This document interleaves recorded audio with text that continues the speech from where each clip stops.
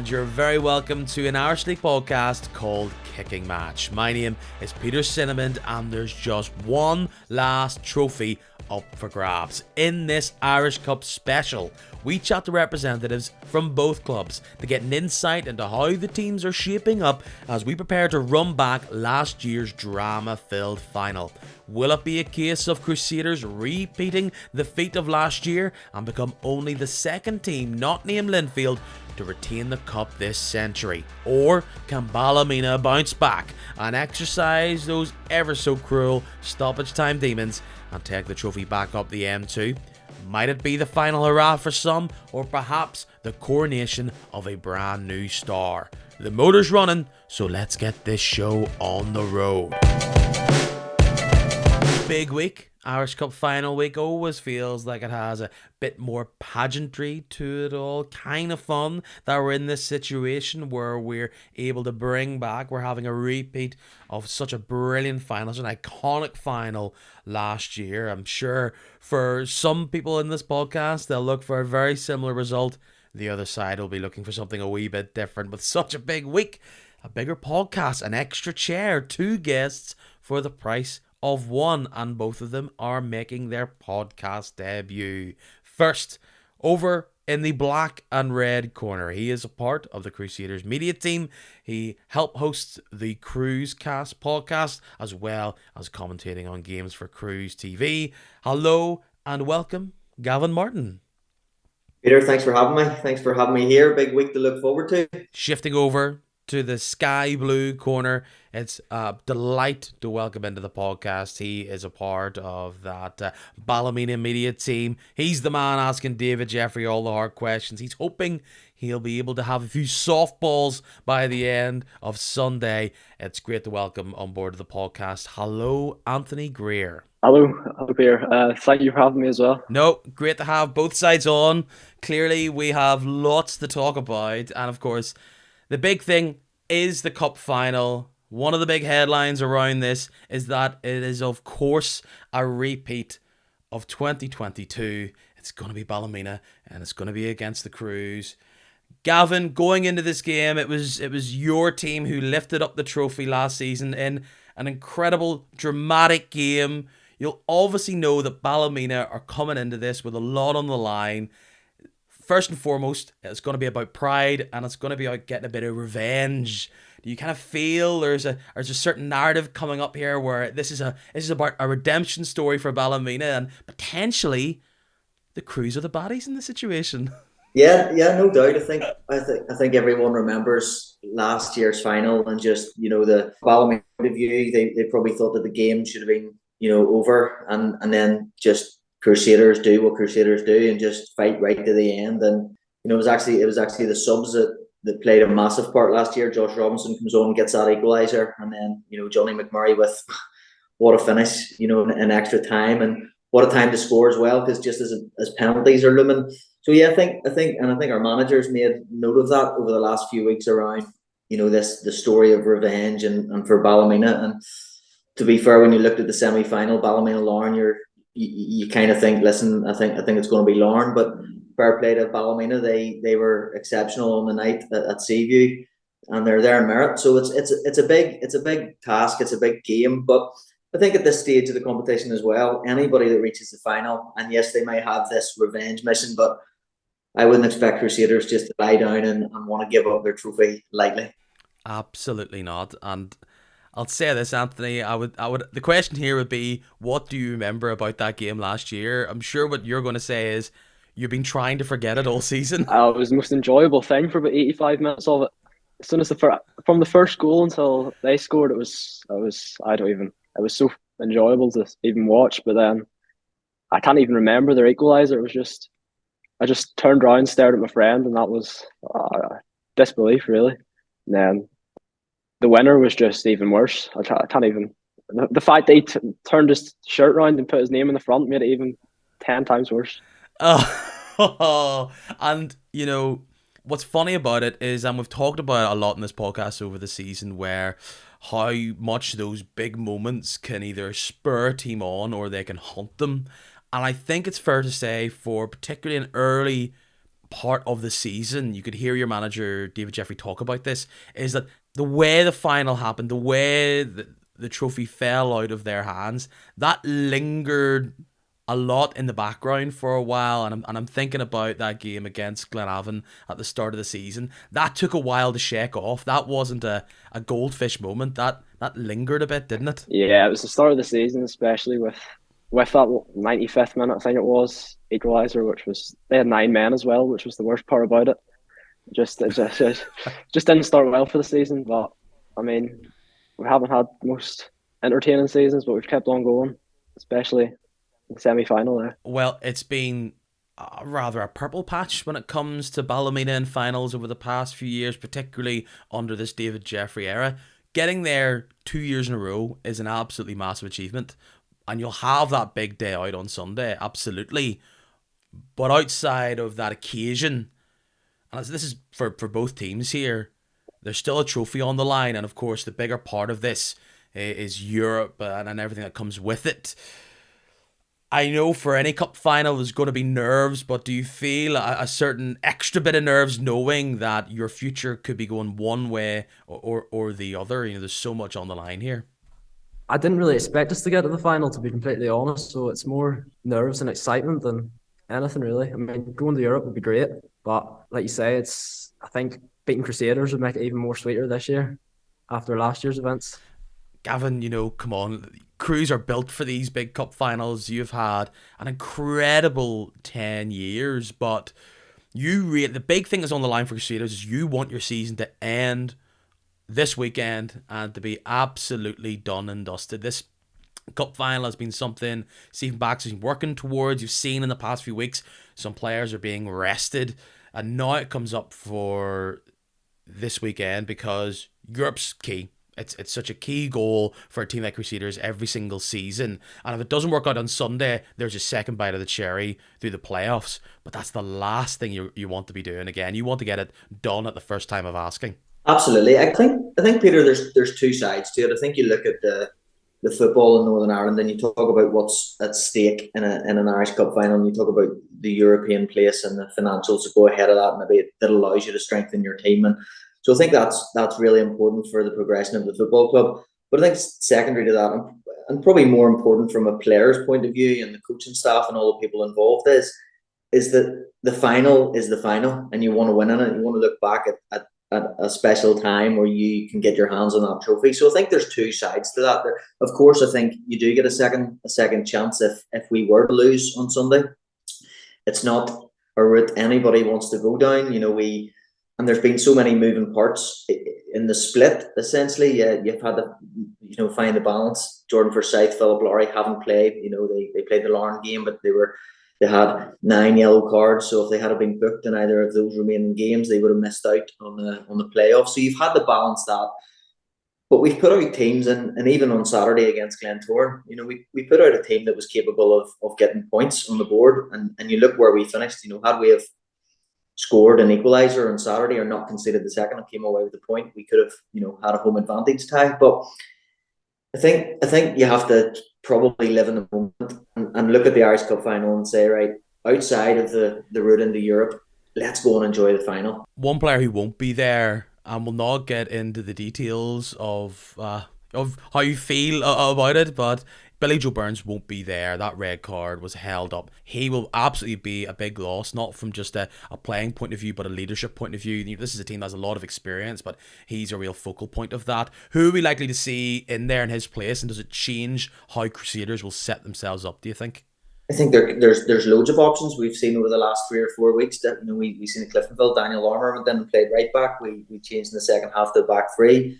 We've Robbie Weir that can play in there. Jordan Forsyth has done that. And in terms of, so positionally, in terms of his position, I think there's loads. And I think that's probably one of the big things about Crusaders that we've seen all season. You know, I think back to going to Windsor Park and playing infield, you know, with Philip Lowry and Gary Thompson at centre half in the second half, with Paul Heatley playing centre midfield with Declan Goodell, who'd retired 8 months earlier. All the players have that flexibility, and I think that's been a big thing for us. So Billy Joe Burns, undoubtedly, I think, having now, you know, got to know him, you sort of feel personally for him. It's a bit, you know, I think he's maybe 33, 34, and you're kind of looking at it and saying he's missing out on a massive final.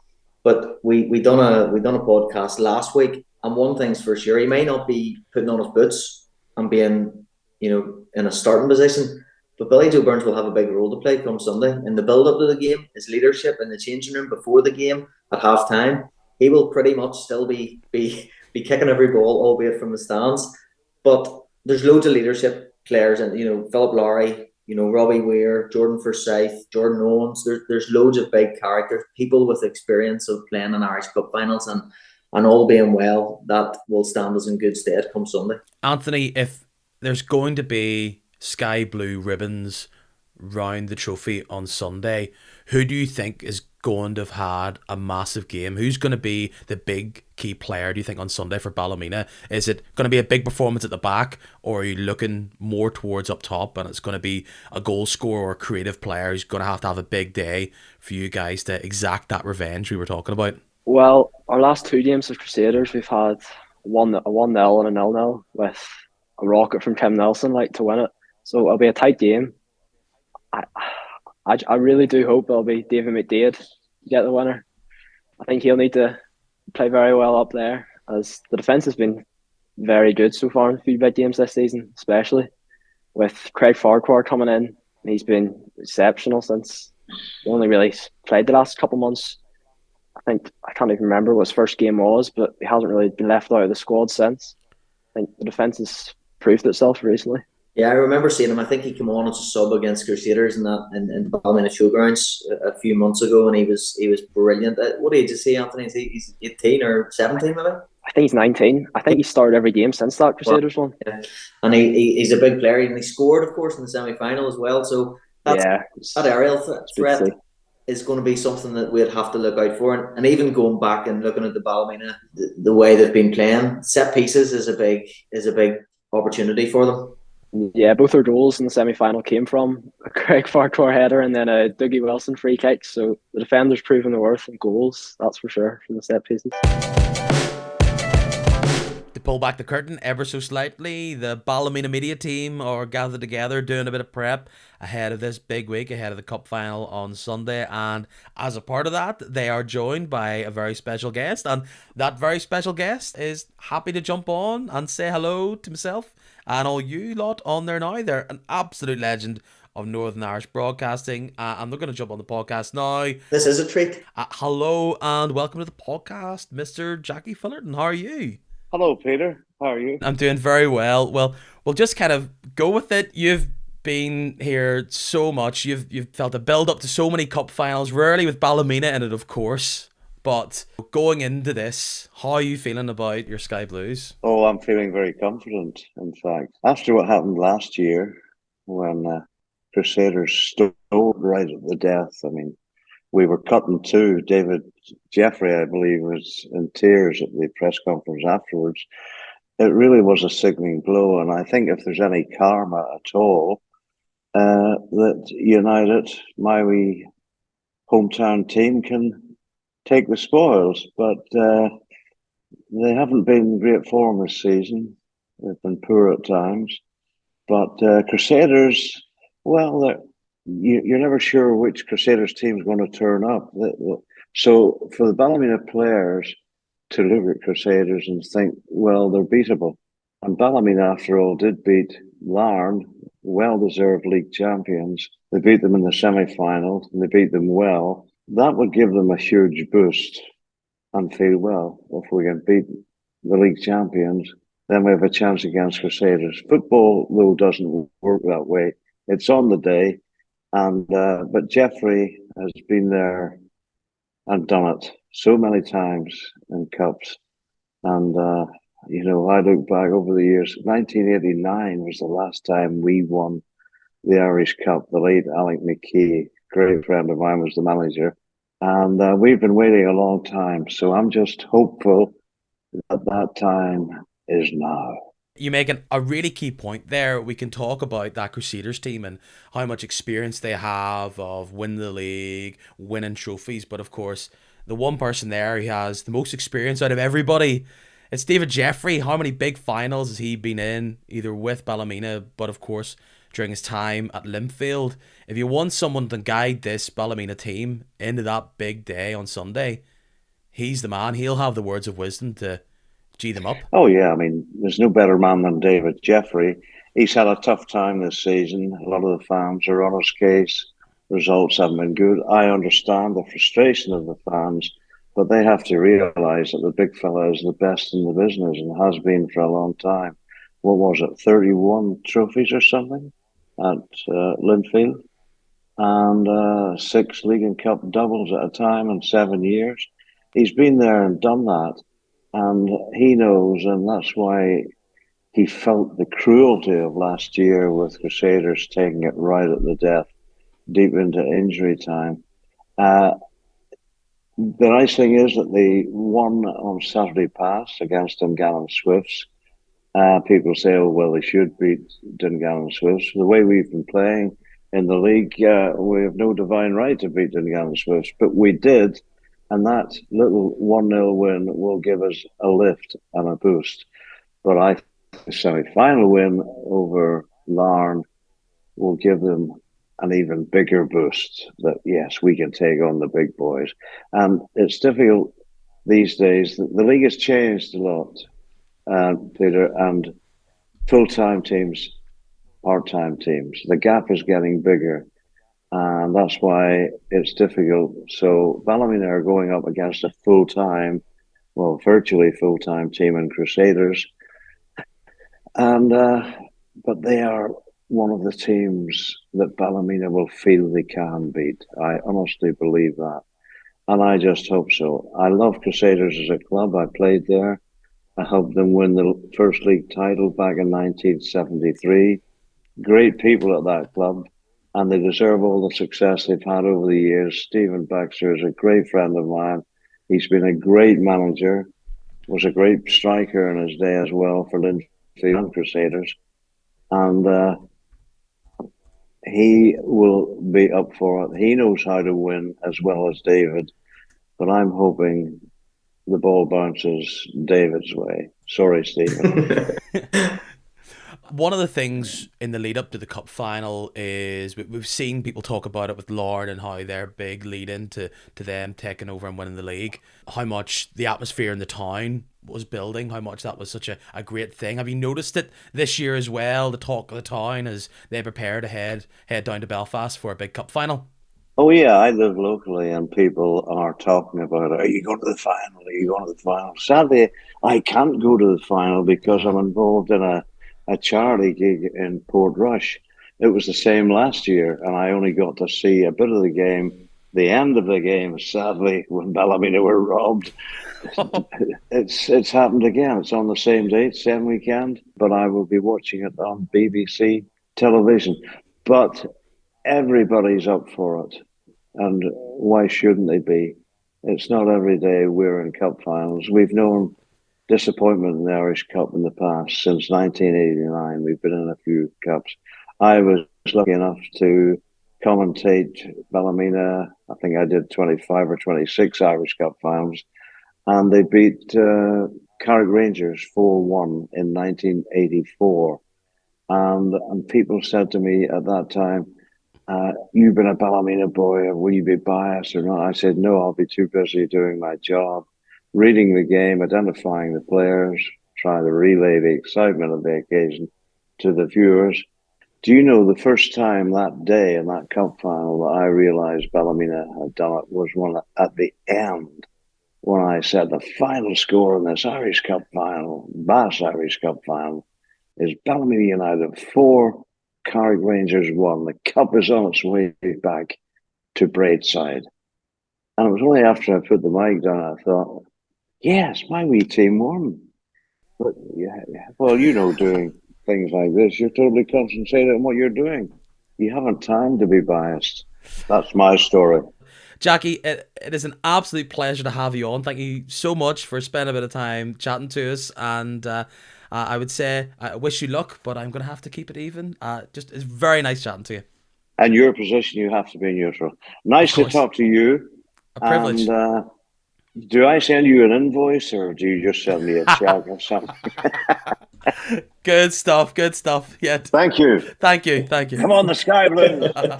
Well, that's a first for me for sure. Wow, I feel like I should make a few phone calls and see if maybe Carl Frampton or somebody's available. No pressure, Anthony. Oh dear, there's nobody better than Jackie. Looking at this Crusaders team in the final, I'm seeing the players who played last year, and there's not going to be a huge amount of change. I can see how this could be, hopefully for you, a big day for the likes of Paul Heatley. Who else are we likely to see playing there? Is there a chance Jordan Owens has sneaked his way into a potential starting berth? Yeah, but potentially, I think you're right. When you look at the team last year, there hasn't been a lot of, Ben Kennedy's obviously the one that has been the big miss. He's been a massive miss all season. I don't think I'm being too biased by saying that he's one of the best players in the league, if not the best for me anyway. So I think he will be a big miss, but I guess we've learned over the past few months to kind of find a way without him. BJ's not going to be playing. Jordan Owens is we've seen the second half when he came on at last year's final, not only his own threat and he gets others playing around him, but he occupies defenders. So yes, there's a possibility we'll see Jordan Owens. Adam Leckie, who played on Saturday, who I thought was really good, for 60, 70 minutes, whatever he played. So you just don't know, and I guess it might come down to form. It might come down to the opposition. We're playing Ballymena, who I think are a big, strong, physical side when you look through their whole spine of their team. So there's different ways of playing. I think Crusaders have shown over the past few years. I think when Jordan Owens led the line, we got accused a lot of playing this long ball up, and it wasn't that. It's just when you've got Jordan Owens in your team and he was going to win the first header, Paul Heatley, Ross Clark, in the early days, Gavin White running around him. But I think over the past few years, when he hasn't started, Crusaders show that they have different ways of playing. And I think the final you could see 3 or 4 different styles of playing depending on how the game goes. Another question for me that I've got circled is probably around Ross Clark. He's been in and out of the team in recent weeks. Where would he stand, like shape wise? I was there for the absolutely incredible 3-3 game where against Cliftonville in the North Belfast Derby 2 weeks ago, where obviously you didn't have Laurie, you didn't have Forsyth. At the minute, do you kind of have an idea? Could he feature, or is he likely to continue his role with more of a bench presence? No, I think the split games, I don't think you can read a lot into it. I think because we secured, at the start of April, we secured our place in the final. I think it'd be very difficult to say who's going to play and where because of somebody not having played over the past few weeks. I think Ross Clark was left out for one game prior to the home game against Cliftonville, the 3 each in that lovely rainy evening when Jordan Forsyth scored an absolute worldie of a free kick. Ross Clark, that was his first game where he hadn't started. He came off the bench and he scored a great goal, and then he gets back in the side. He scored against away to Portadown straight after. So I think Ross Clark's exceptional on his day, and I think even with him and Paul Healy and football across the world, in their positions when you're playing out wide and you're, especially in modern football, you don't often see 4-4-2 formations. So you've usually got 3 strikers, 2 wingers and 1 man through the middle. I think those types of players, they can't be brilliant and at their best 100% of the time. But I think if Ross Clark, Paul Healy, they've got it in their locker. And I think if you're a Ballymena defender, it's the last player you want to see running at you, either of them two, just with their pace and their ability to go at you one-on-one. So I think Ross Clark could play a big part on Sunday. The one thing that I'm sure Crusaders will not want to see, particularly if it's evens near later on in the game, is a free kick outside the box about 25 yards out. Ballymena have more than one player who can ping that right into the top drawer. I'm sure you've kind of seen that as a bit of a secret weapon for this team over the season, Anthony. There's everybody that you wouldn't expect really be taking them. That's the main thing. We've Dougie Wilson in the semi-final there. He scored a. You couldn't have put it more top corner. I think everybody thought David McDaid was going to take it. We had earlier on the season, Ross Redmond scored one against Coleraine, which couldn't have been more top. Well, couldn't be more top corner either. Last season, Stephen McCulloch had about three from the semi-final and the split, really. So we're good left-footed free kicks, that's for sure. That will be the fear with it. We did talk about how Ballymena have not had the greatest 2023 bar, of course, that semi-final win against Larne, and of course the entire cup run. The past 3 games, that somewhat started to perk up. You're the man that's asking the questions to David Jeffrey after the game for your social channels, and I've been watching them, and it hasn't been like a nonchalant, well, we didn't win again. He has been frustrated, and he's felt as though you haven't been that far away. I remember him highlighting that on this big run which stretched from mid-January up until a few weeks ago, and he was counting the amount of 1-0 losses that you've faced. A big part of that is that you're losing, yes, but you're not losing by a lot. Perhaps in the past few weeks, have you seen shoots of recovery in those last 3 games that you haven't lost in? I think the semi-final was a really big lift. The fact that we were the big underdogs for it, especially because of the form, I think that gave everybody a lift going into the split. Definitely. I think once we sort of lost to Portadown at the start of the split, really, 7th wasn't really on the cards, and it was more. We've just started really. We've scored a few goals recently, which haven't really happened in the last few months. I think that's what we got, 5 in our last 3 games there. Well, which has been a big lift because they haven't really been at it recently, but they've been secure enough. It's always been positive from David as well. In the interviews, he hasn't been really angry at the performances. It's been more just hard luck, as he said. I think we've had multiple times few offside goals off the post. It's been a few scrambles. It's especially that Glenavon game there near the start of the split. To remember Kenny Keane hitting the post, Jordan Gibson had an offside goal. There was a few mistakes. There was a Jordan Williamson mistake for one of the goals. It hasn't really been per performances. It just hasn't been going our way recently. I look at the Ballymena side, and I often think that it's quite malleable with a lot of players that seem to blend this idea of defence and midfield. I know 3 at the back has been something that David Jeffrey's been working on with the team in the past few months.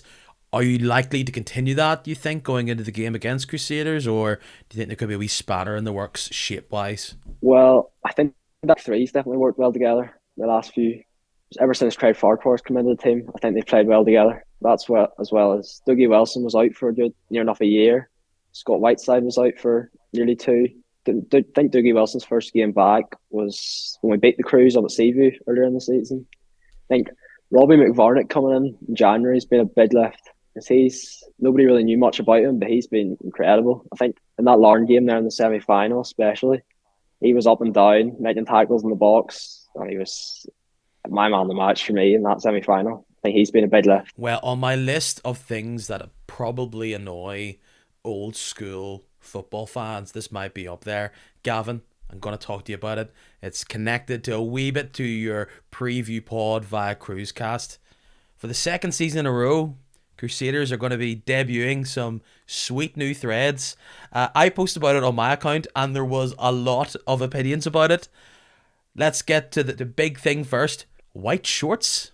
Yeah, I think, and I've seen some of the comments. I think that is a historical thing with Crusaders going back all those years ago. But I have to say, Peter, I seen the kit last Tuesday. I seen the images that come out on all the socials, and then I seen them up close and personal, and they're pretty class, and actually better than the photos do it justice for. So I think I can't see us wearing the white shorts and white socks on Sunday, given just with the blue. So, but yeah, I think that we've always had a nice few kits over the years. I think these ones are pretty cool, and hopefully they bring us good luck on Sunday.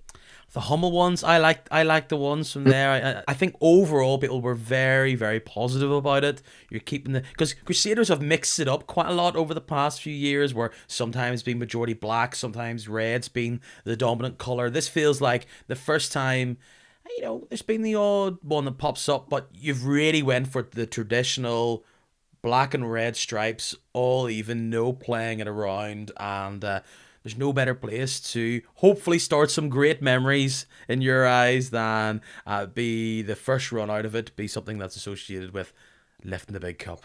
I'm hoping I thought maybe we were signing a few Italians maybe in the summer, and it's an AC Milan retro. It's the fit in the blend of our Italian boys coming on board.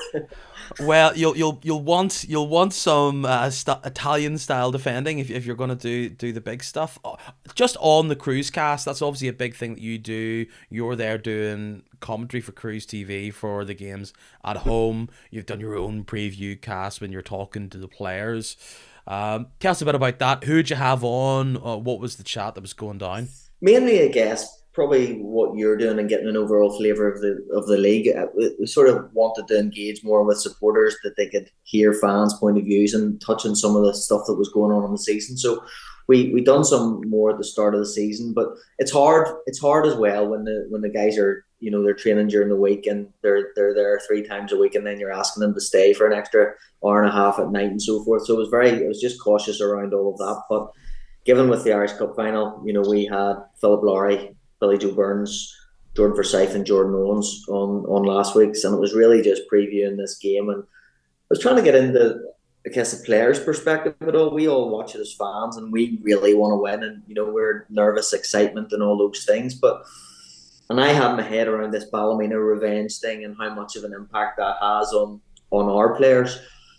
And I think it was actually last year when we won it, I interviewed Philip Lowry, and he said, because he's got 5 Irish Cup winners medals, which is incredible. Wow, that is amazing. So and I asked him about last year's performance, and he says, in all the time winning these trophies, he hasn't really been involved in a great game of football for the neutral, or a nice game to watch in. It's all about getting over the line. So that was some of the stuff that he shared, last week with us, and they're up for it. But they still had the Glentoran game to prepare for. But now, into the final week, you just hopefully it's all just the little bits of extra information that they need, and hopefully we have a good squad to pick from come Sunday lunchtime. Will there be any fun traditions? I want some photographs of like cup final suits, or is there anything like that, or has that been banished to the days of the 90s? No, there's definitely suits. Billy Joe Burns was responsible for picking the suits. He done that last week. I think he made a joke last week that him and Stephen Baxter were in charge of getting the suits, but I think Billy Joe had to take over from it, because Stephen had these red velvet jackets picked out that I don't think what I don't think the players were too keen on. So yes, the suit's nice, and I'm sure the lads will all look the part on Sunday. Before we get into the big final preview of what we may think will happen or could happen this Sunday, the league is now over. We've played our 38 games. Crusaders end the season almost undefeated at home, bar of course that game against Ballymena, and they had such a perfect run there at home, and then of course the split comes and a few other results go your way. It was a team where you had people like Barr and Murphy started in nets. That was a team that was resting some of the big guns ahead of the final. Quick note for Jay Boyd, it's a scruffy goal that he pulls back late doors, but a lot of people are hyping him up. That could be a big player for the future. Yeah, I thought he was brilliant on Saturday, and I think I guess probably one of the things that you have to take trust in is around all of the coaches and the manager working with players like Jay Boyd. David Rainey has done an exceptional job with him this season. He's their top goal scorer in the reserve league by the under-20s by country mile, and you hear all these great reports about him, which is super for him. I think I'd asked some of the players this as well, and it's just a balance around when you put someone like that into the team. Anthony mentioned Craig Farquhar, who went in. He probably went in through somebody getting injured, and they had to throw him into the mix. And often that's the times where these players, come to fruition. And Jay Boyd was a bit like that Saturday. There was an opportunity to get him on the pitch and give him his first start. And he was really good. He's strong. He can run the channels. He bullies you. He nudges you off the ball. And he's a great finisher. And I think even just that goal, he had 5 minutes before he turned his man smash one off the post. But then to get his first goal, he could be a big player. He could be a big player on Sunday. You just never know if he could come into the squad. He could start the game. You just don't know what way this is going to go. But I think definitely he's one for the future, and I think as he keeps playing for Crusaders, he'll become a fan favourite. An interesting approach for Ballymena going into this game. We talk about how Crusaders have rested some key players and have wanted to avoid any further suspensions. For Ballymena, it seemed as though they've been trying to get a bit of a run going. You haven't seen too many players who have been rested for an extended run, and you finish the season on a high, 1-0 against Carrick Rangers, and you get out somewhat unscathed when it comes to the goalkeeper position. Jordan Williamson was subbed off at half time. Is that a potential position where it might be up in the air who's going to start on Sunday? Well, I think Jordan Williamson.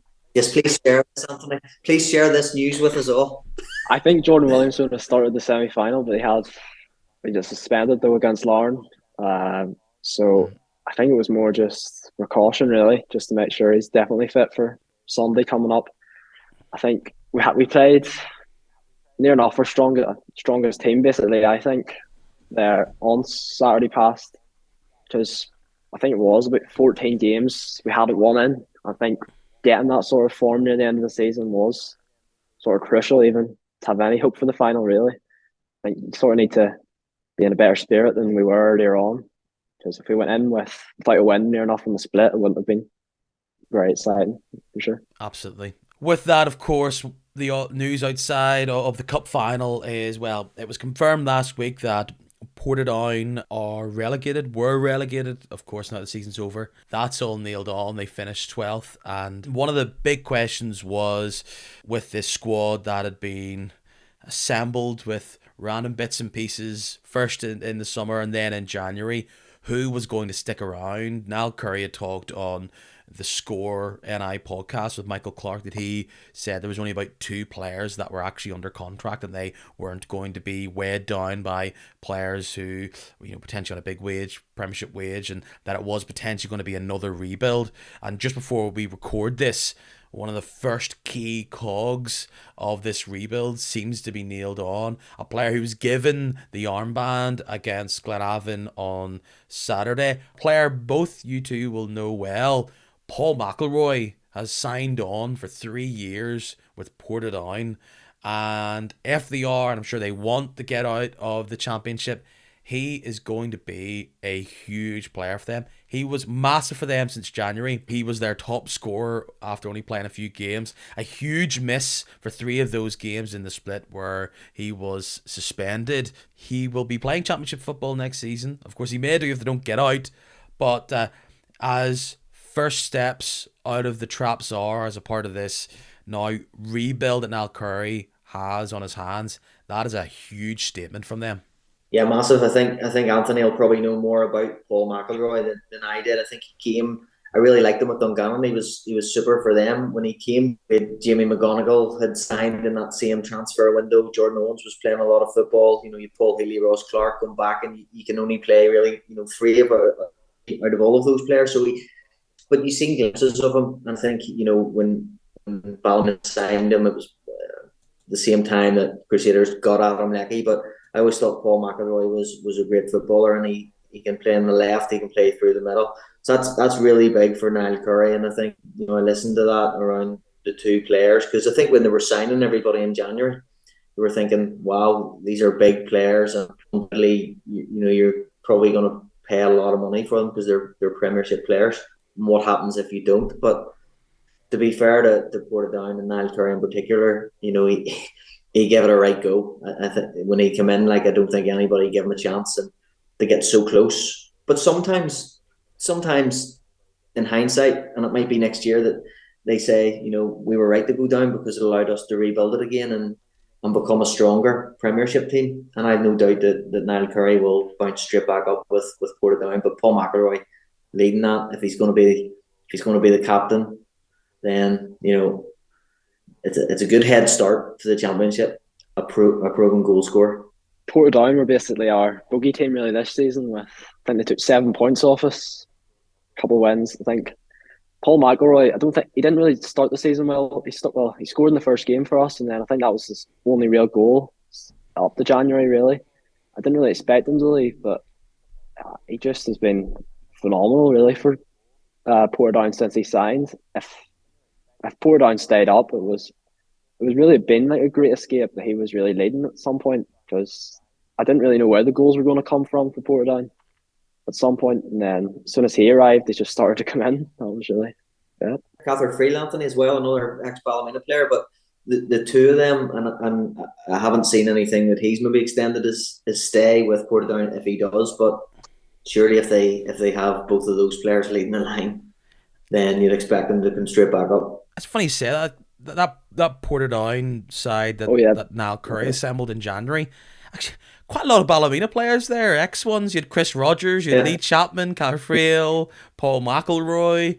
I don't know, that must feel like for Glenavon to play Glentoran. Like, oh, I remember you and you and you and you. There's definitely quite a few of them. Well, with Lee Chapman, Chris Rogers, both left at the end of last season there. I think did they both go to, or well, Chris Rogers definitely went to Dundela with Niall Curry, didn't he? And then back up round. Yeah, I think they followed him. They were crucial definitely for that last push there for Portadown.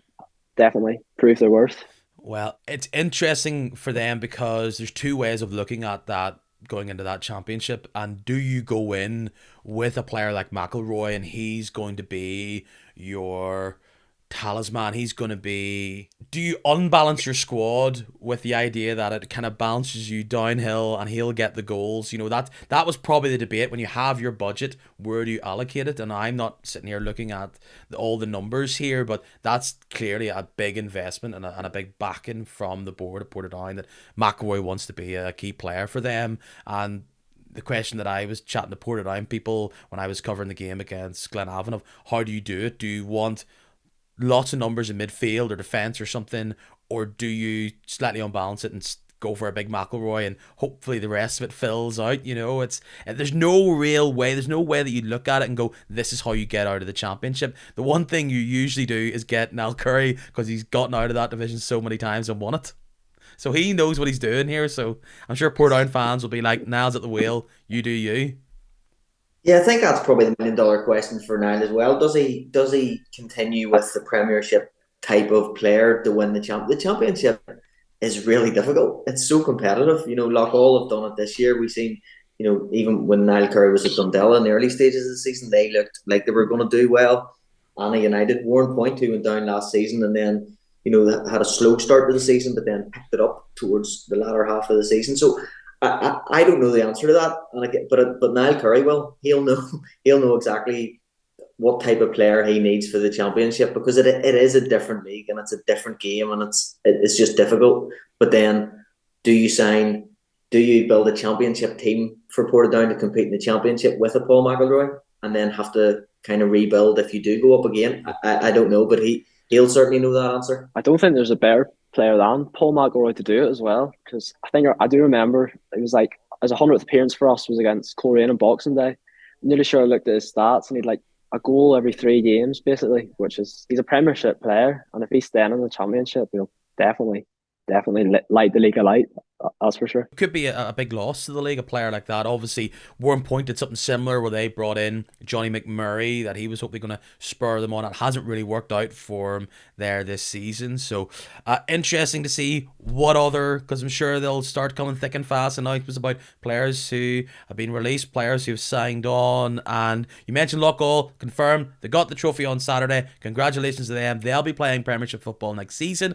Will it be at Lakeview Park? Will it be at Mourneview Park? We'll have to see. We'll get into registrations in a second, but at the minute it's Mourneview, but they're looking to make a few alterations, it seems, and potentially Lakeview is on the cards. If it is Lakeview, I'm sure for both of you, you'll be looking forward to a new, fresh ground to travel to next season. Oh, definitely 100%. I haven't been there yet, so I've been to everyone apart from, well, yeah, I've been to everyone this season, and then Loughall next season should be a good one. I'm hoping it's at the Lakeview Park, because we don't normally seem to have too much success at Mourneview recently, so I think Lakeview would be nice. Yeah, it's brilliant to see them up. I think when you win the championship in particular, you know, you're deserved winners, so it'll be nice to see if they make changes, how many changes can they make? Can they, can they maybe add a few Premiership players? Do they do they start doing business with Portadown now with and taking some of their Premiership players? You just don't know how it's all going to work out. But yeah, it'll be nice to see them in the division. For Loughgall, I imagine if there's anybody's homework they're going to steal, it's going to be Newry. That's a squad that had a real base of players who played championship football, had went up the divisions with them, and then they were picking players there, a real community club there, and absolutely Loughgall will require that extra bit of quality and be able to beef out that squad. How they do that, we'll have to see, but I think Newry has shown that if you get the core of your squad right, you perhaps just need one or two players who will either get the goals or be the flare out wide, and they'll be looking to try and unearth their version of a James Teelan or McGovern. And the way Loughgall has been able to build their squad in the championship over the past 10, 15 years, they've been able to find the gems. They just want to find that other Peter Campbell to use in the Premiership rather than having to send them on elsewhere. And I'm going to let you guys pause for a second because we are going to do the news here, because big news really this week, apart from the cup final, broke last week, and I have to give a massive amount of credit to my guest last week, Keith Bailey of the Belfast Telegraph. He's been such a brilliant resource with this story, and I'll just go over it quickly. So yes, Warrenpoint have been denied their licence to not only play Premiership football but also Championship football next season. What that means is, well, first and foremost, it's going to go to review. Warrenpoint are going to appeal this decision to not be awarded a licence. I reached out to both the IFA and the Warrenpoint. IFA have said very publicly they aren't commenting on this case due to the review. Warrenpoint are also not getting involved in the details of what the situation is here until they get further down the line and they start getting into the legal challenge on the appeal if it has to go that far. In short, regardless of what the reason why for not getting the licence is, if it stands up the way it is, reporting via Keith Bailey in the Belfast Telegraph, not only will Warrenpoint not be able to play Premiership football, will not be a part of the currently postponed Premiership relegation championship playoff at Dungannon, they will be playing, by all accounts, in the Premier Intermediate, so they'll be relegated down from the championship. Again, we haven't got details of what all the ramifications are, but what we do know is that if that is to go that way and they aren't going to be in that playoff, it looks as though Anna is the team that's likely to take that on whenever that happens. The review for this isn't going to take place until next month. Also, the trickle-down impact of that, Knockbreda, who were relegated from the Championship into the PIL, if Warrenpoint are then taken out of the Championship, instead of Institute having a relegation promotion playoff with Ballymena, it would then be Knockbreda who would get another chance to survive in the Championship again. This is all through reporting of Keith Bailey. And the other thing going down the line is potentially, if this isn't sorted out, the transfer window, which is set to open in June for Irish League clubs, might also be postponed until we get a decision around this. Something that will go on, and as soon as we get more information, we'll talk about it. But right now, there's nothing really to comment on, but essentially, that are the ramifications. At the minute, Warrenpoint are appealing that decision. And if you are keen to find out some more details on what we can officially say publicly, again, Keith Bailey, he did a brilliant podcast with me last week talking about potentially resetting the leagues below the Irish League. But if you go to his Twitter account, you'll be able to see all the articles that he did there. So, Sunday, it's the big game. Guys, do you have any traditions? Obviously, for you, Gavin, you'll be probably trying to find the same socks and everything else to try and see a repeat of next year. For yourself, Anthony, last year, did you do anything that would be repeating? I don't know. Is there, will we be having a big breakfast somewhere? Who will we be travelling down with? What's the plans? Well, I'll be travelling down the same people as last year. But I don't think there'll be much different apart from, well, hopefully it's not a sad occasion afterwards. I'll definitely not be wearing the cup final shirt from last year. It's lucky it survived the bin. Hopefully might go and get the new one for this year, but I think that's really about it. Just same as last year, but hopefully for a better result in the end. I'll be yes, I'm joining the team on the team bus, so we're meeting at Seaview nice and early. and then heading to the game. So get a wee bit of an insight to all those early stuff. I'll probably not torture anybody and ask them any questions before the game, but and then I think you just have to enjoy the game as best you can. I think all the traditions and the stuff that the after the game, if you're successful, you try not to think about. You can't really plan too much because it just leaves you broken hearted if you do. So I think just as the game will be, we just hope it's going to be a great game of football. I don't want it. I'd love an early goal to settle the nerves. I wouldn't want to be in the same. In hindsight, last year was the best way to ever win an Irish Cup final, of course. But if I'm totally honest, and I know the guys at Ballymena, Alan and Anthony, you feel sorry for them as well. There is once it all settles and you're over your celebration, you kind of look at it and think, well, imagine that was us. You would feel pretty dire about it. But on the day, you take it and you enjoy the celebrations of it all. So another massive game of football, but I think it's going to have a different feel to it than last year. I don't think it's going to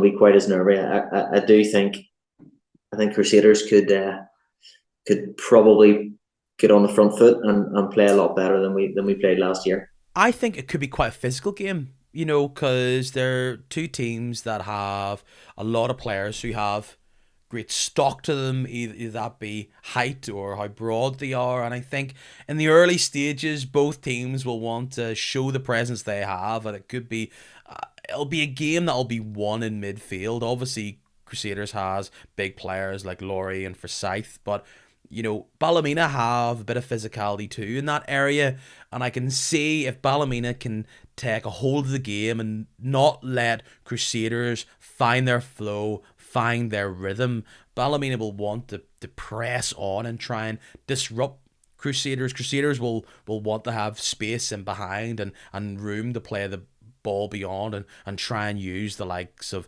Heatley to try and create space and try and find a yard to pick out a player. I think if I'm looking at it from a Ballymena point of view, it's like start strong and never let them go through the gears. For Crusaders, you're probably right. An early goal, give them something to think about, try and stretch them out wide and try and find space in the area of this three-man defence. Give me a scenario. Obviously, you guys are not going to give yourself a bad hoodoo and predict the other team win, but give me the scenario. What will we be talking about? How are you going to win it, and who's going to be the hero? Is it going to be another last-minute winner from somebody, or is it going to be a big performance from somebody scoring either a big goal from anywhere in the pitch? Is this the last-minute Sean O'Neill header? Is that what's going to be the drama? Wouldn't that be some story, him wheeling away? Okay, we'll take it. I don't think I could stomach another early goal sitting in that 1-0 for 80 minutes or so. So I couldn't do it. I couldn't do it. The best case scenario, I think, for us definitely would be, you could see how much it meant to Craig Farquhar in the semi-final, him scoring the go-ahead goal against Larne. So I think that would be the best scenario. I think if he scores the winner for us, 100%. A hero was born. Yeah, definitely. Something that I've thought about all week. You're playing out different scenarios of. I think last year's final, having watched the game back, the next day and probably the day after that, I think one of the Jonathan O'Rourke for me for Crusaders was him and Jordan Forsyth, just man of the match. I thought Jonathan O'Rourke at left back was super. Leroy Miller for Ballymena gave us loads to think about and was really difficult to mark and to play against. I think for both teams, given that we're both been here last year, you could see a lot of nerves in last year's final in the early stages of the game. The big turnout and the occasion. I think both teams will probably be a wee bit more settled, and you might see a wee bit more calmness and a wee bit more football and maybe a better quality of game. Hopefully this, as I mentioned at the start, Crusaders in 2011 could be 2-1 by Linfield by a certain David Jeffrey managing the team, and then the revenge mission for Crusaders was followed by a 4-1 defeat. So given we won 2-1 last year, I'm hoping for a 4-1 victory to Crusaders. I think, speaking on the midfield, I think it will be one or lost in the midfield, especially in the semi-final we had there. Lawrence midfield's probably the best in the league. You've got Leroy Miller, you've got Soulé. I think with Leroy Miller didn't really have a kick of the ball the whole game. I think we man-marked them out of it, especially with Sean Graham was man-marked and Soulé like the whole time. I think he barely got a kick. I think, well, I know we scored from 2 set pieces, but the fact we didn't let Lauren play, I think, is the reason we're in the final, which is a big thing. I think tactically we were superb in the semi-final, just hoping we could do the same. And you know who has a similar frame and has been just as impactful coming from deep and scoring goals is Philip Laurie. So if you can just get that game plan, that could be a real winner for you guys. So I think this is going to be like so many storylines going into it, an absolutely fascinating, entertaining game. You obviously have last year's cup final sitting there in the background, but I also think we have the fact that Ballymena was the team that ended that fantastic home run this season against Crusaders. So there's plenty to fight for. Both teams proving they can beat the other. Guys, I really appreciate you jumping on with me this week. It's been a pleasure to have you both on. You've been well up for it and great spirits. If people want to find out more about you, see the things that you do, where can they find yourself, Anthony, online? Well, just really from the Ballymena YouTubes and the Twitter and Facebook and Instagram. That's really just what I do with the interviews from afterwards, do the match updates during the games. That's really my role, sort of thing. Yeah. And Gavin, any big TikTok channels we can follow you on? Nope. I have no control over any of the club's social media stuff. Thankfully, that's not my responsibility. But the Crusaders YouTube channel, the Cruise Cast, if you want to hear some of our podcasts over the past wee while, and the match highlights on the YouTube channel as well, there on the commentary. So yeah, that's about it. Amazing. It's a big day out for the entire league, a big showpiece for us all. So thanks again. I wish you all the best, guys. And thank you very much. Thanks for coming on. Thank you very much. Thank you. That's it. Season's over. Well, at least the normal season is over. We have, of course, a bit of the European playoff stuff. We have an Irish Cup final, as you know. And with that, there'll also be a bit more news and drama. What this means for Kicking Match, I don't know. Like most things this season, I've just been flying by the seat of my pants. As things goes along, I'm sure we'll have podcasts as it keeps on going. We'll definitely be back next week to review the Irish Cup final and everything else in between. What happens beyond then? I don't know. But if you do want to know what the most up-to-date story is with this podcast and the Irish League, you know the best place to do that? Social media and my other channels like that. So you can follow Kicking Match on Instagram, Twitter, Facebook.